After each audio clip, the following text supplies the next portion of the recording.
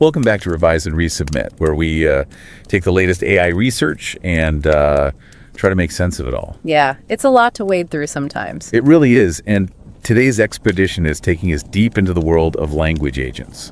Oh, very cool. You know, those AI systems that can understand and respond to our requests. Like, think chatbots, virtual assistants. Okay. Even those robots that are slowly but surely learning to make our coffee.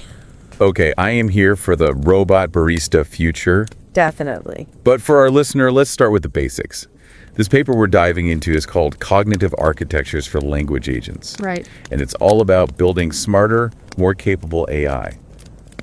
What's the problem they're trying to solve in this paper? Well, right now the world of language agents is kind of like, I guess you could say like a Tower of Babel. Everyone's building these really cool things, but they're all using different approaches, different languages, even different definitions for the same concepts. So it's like everyone's speaking a different dialect of AI. Exactly. And that makes it incredibly difficult to compare progress, share knowledge, or build on each other's work. That's where this paper comes in. They're proposing this new framework, like a kind of universal language that they hope will bring some much-needed order. Okay. I'm intrigued. They're calling this framework CoALA, right? Right. Short for Cognitive Architectures for Language Agents. Oh, great. But what does that actually mean? Is it like a set of blueprints for building these AI systems? That's a great way to put it. CoALA provides this common set of concepts and principles that can be used to understand, analyze, and even design a wide range of language agents. And it all starts with this very simple idea. If we want to build AI that can understand and interact with the world in these human-like ways, we need to start by understanding how we do it. So they're taking inspiration from human cognition. Absolutely. CoALA draws heavily on, decades of research in cognitive science, particularly in the areas of memory, attention, and decision-making. It's about taking those insights about how our minds work and applying them to the design of artificial intelligence. That's so fascinating. So how did they go about building this CoALA framework? Did they run experiments, build new AI systems from scratch? Actually, they took a slightly different approach, one that's quite common in a field that's, as rapidly evolving as AI is. They conducted what's called a retrospective analysis. Retrospective. So looking back at existing research. Precisely. They dove into this vast body of recent work on language agents. Okay. Everything from chatbots to robots to those AI systems that can play video games. And they asked this simple but really powerful question. Can we describe all of these diverse systems using the principles of CoALA? So it's less about reinventing the wheel and more about seeing if their existing CoALA framework fits the AI vehicles already out there. Exactly. It's about testing the framework's descriptive power. Can it make sense of what's already out there? Can it reveal any hidden connections between these different approaches? And what did they find? Did CoALA pass the test? That's where it gets really interesting. But before we dive into their findings, let's take a closer look at the framework itself. At its core, CoALA argues that any language agent, no matter how simple or complex, can be understood in terms of three fundamental components: memory, actions, and decision-making. Okay, those components sound pretty intuitive. Let's break them down, starting with memory. How do these language agents actually remember things? It's not just like one big memory bank, if that's what you're thinking. CoALA actually breaks it down into these different types, each with its own purpose. Okay, so multiple memory compartments. Hit me with the details. All right, so the first, and perhaps the most familiar one, is working memory. Think of it like your mental scratch pad. That place where you hold information that's immediately relevant. Right. For a language agent, this could be like the last few lines of dialogue or the current goal it's trying to achieve. That makes sense. Yeah. But what about memories that last a little bit longer than a few seconds? How do these agents remember things from earlier in a conversation? Right. Or even from past experiences? That is where long-term memory comes in. CoALA distinguishes between three main types: episodic, semantic, and procedural. Okay, I am sensing some serious brain science coming in here. Yeah. Give me the rundown on each one. Okay, so episodic memory is all about personal experiences. Okay. So for us humans, it's memories of specific events like that amazing concert you went to or the time you accidentally wore mismatched shoes. Oh, gosh. For a language agent, this could be memories of past conversations, the tasks it's performed, Right. or even like the feedback it's received. So like a digital diary of his life experience. Yes, exactly. That's kind of cool and a little bit spooky at the same time. Definitely. And all of those experiences feed into the second type of long-term memory, semantic memory. And this is where we store our general knowledge about the world. Facts, concepts, relationships, all that stuff that makes up our understanding of how things work. So for our language agents, that would be things like knowing what a coffee is or understanding that morning usually comes before afternoon. Exactly. Right. And finally, we have procedural memory, which is all about skills and actions. So if semantic memory is like knowing that procedural memory is knowing how. Okay. For us, it's riding a bike, cooking a meal, even writing code. Right. For a language agent, it could be the steps involved in booking a flight, Okay. controlling a robot arm, or even generating a creative text. Gotcha. Okay. I'm starting to see how these different types of memory could really work together here. Yeah. But memory is only one piece of the puzzle, right? Yeah. What of the actions part? What kind of things can these language agents actually do with all of that stored information? So CoLA makes a very clear distinction between two types of actions, internal actions and external actions. Internal actions are all about manipulating information within the agent's own system. So kind of like the behind the scenes work. Precisely. This could involve things like retrieving a memory, Okay. updating a belief, or even like setting a goal. For example, if you ask a language agent to write a poem about cats, Okay. it might first perform an internal action to retrieve any relevant information about cats from its semantic memory. Okay, that makes sense. So what about external actions? Those are the ones that we actually see and interact with, right? Exactly. External actions involve interacting with the world outside the agent. Okay. This could be anything from sending an email to controlling a physical robot to, well, writing that poem about cats. So internal actions are like the planning and external actions are the execution. You got it. And the agent needs both to function effectively in the world. This is all starting to come together. We've got memory, the what, and actions, the how. But how does an agent decide which action to take, especially when it has so many options? Yeah. That's where decision making comes in, right? You're exactly right. Decision making is really the heart of any intelligent system. Right. And CoLA proposes this framework for understanding how language agents make choices.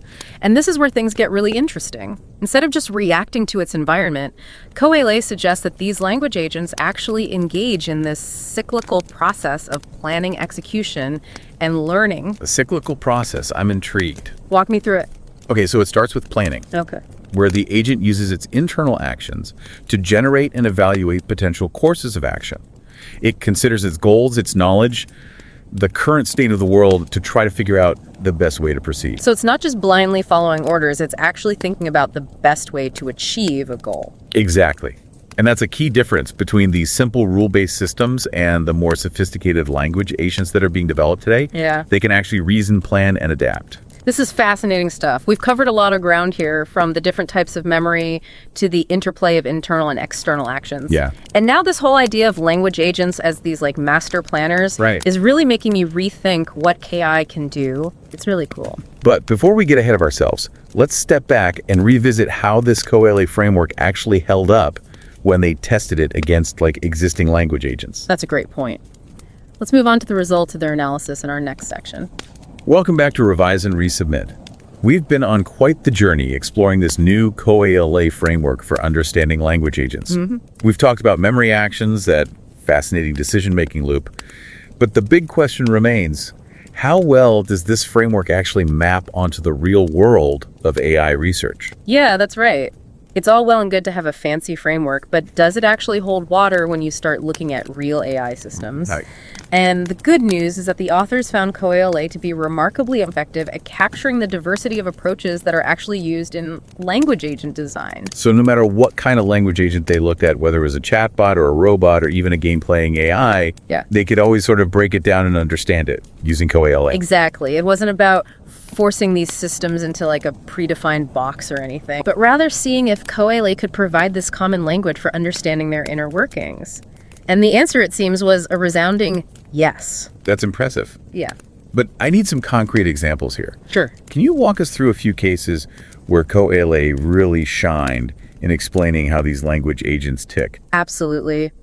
One example that really stood out to me was their analysis of Seikan, Okay. which is a system designed to actually control robots in a kitchen environment. Okay, so robot chefs. Now we're talking, I'm ready for my AI Sue Chef. All right. What kinds of tasks can Seikan handle? So Seikan excels at tasks like fetching specific ingredients, preparing simple meals, even cleaning up afterwards, Cool. all based on voice commands. That's amazing.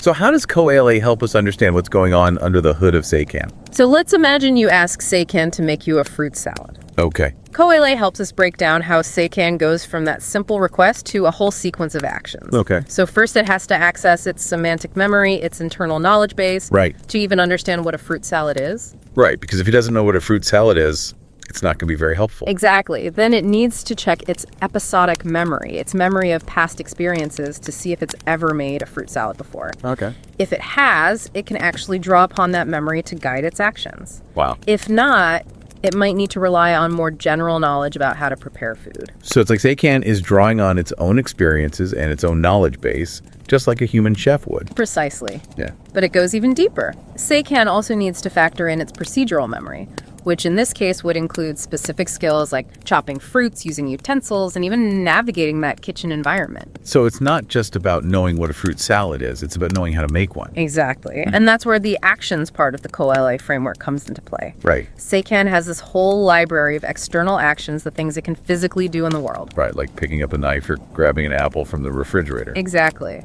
And the decision-making component of CoALA helps us understand how Seikan chooses which actions to take and in what order.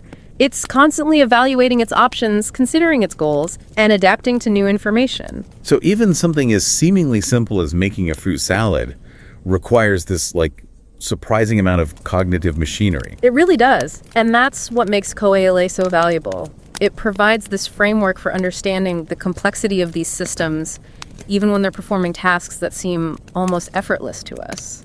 Okay, so CoALA helps us understand how a robot chef can whip up a fruit salad. Right. But what about language agents that operate in purely digital environments? Can CoALA shed light on how they work as well? Absolutely. The authors also analyzed a system called React, which is designed to navigate and interact with information online. So instead of chopping fruit, React is chopping through web pages and databases. You got it. Let's say you ask React to find information about the latest advancements in AI. Good. It can't just blindly throw that query at a search engine. It needs to break that request down into smaller, more manageable steps. Right. And that's where those internal actions come into play. So it's doing some behind-the-scenes processing before it even touches the internet. Exactly. React might start by accessing its semantic memory to see what it already knows about AI and advancements. Then it might use its reasoning abilities to identify relevant keywords, phrases, or even specific websites that are known to be reliable sources of information about AI. So it's strategizing the best way to search for this information. That's pretty sophisticated for a digital assistant. It is. And it highlights the importance of these internal actions in language agent design. Right. These agents aren't just passively responding to our requests, they're actively thinking about how to best fulfill them, and the CoALA framework helps us understand those thought processes. This is all incredibly fascinating. We've talked about robots making snacks and digital agents that can scour the internet for information. Yeah. But what really excites me is the potential for these language agents to actually learn and adapt over time. Right. Did the authors explore this aspect in their analysis? They certainly did. And one of the most compelling examples involved a system called Voyager, which learns to play the popular game Minecraft. We had an AI that plays Minecraft. I am all ears. Voyager is this great example of how the CoALA framework can really illuminate the learning process in language agents. Minecraft presents this unique challenge because it's such a vast, open-ended world Right. where players need to gather resources, build structures, even fight off creatures. Sounds like a recipe for AI chaos. Yeah. How did Voyager manage to navigate all of that complexity? Well, this is where the interplay between memory actions and decision-making becomes really crucial. Voyager starts with a limited set of skills, Okay. but it can learn new ones by observing its environment, experimenting with different actions, and even receiving feedback from human players. So it's constantly updating its knowledge base and its skill set based on its experiences in this game world. Exactly. For example, Voyager might observe that a particular tool is needed to mine a certain type of resource. Okay. It can then use its reasoning abilities to plan a course of action to acquire that tool, which might involve gathering the necessary materials and then crafting it. So it's problem solving, it's strategizing, just like a human player would. Precisely. And it stores those newly acquired skills in its procedural memory so that it Okay. can access them again in the future. Wow. This ability to learn and adapt is what makes Voyager and other language agents like it so incredibly promising. This has been such an illuminating deep dive into the world of language agents. Wow. CoALA seems to provide this really powerful lens for understanding how these systems work, from simple chatbots to AI that can play Minecraft. Before we wrap up, are there any final thoughts you'd like to leave our listeners with? I think what's most exciting about CoALA is that it's not just this theoretical framework. It's a tool that researchers can actually use to analyze, compare, and even design better language agents. And as these agents become more sophisticated and more integrated into our lives, having a common language to understand them will become increasingly important. I completely agree. A huge thank you to Theodore R. Shunyu Yao, Karthik Narasimhan, and Thomas L. Griffiths for their groundbreaking work on cognitive architectures for language agents, which can be found on the Arccasa preprint server hosted by Cornell University. And thank you, dear listener, for joining us on this journey of discovery. Until next time, keep asking questions, keep learning, and keep revising.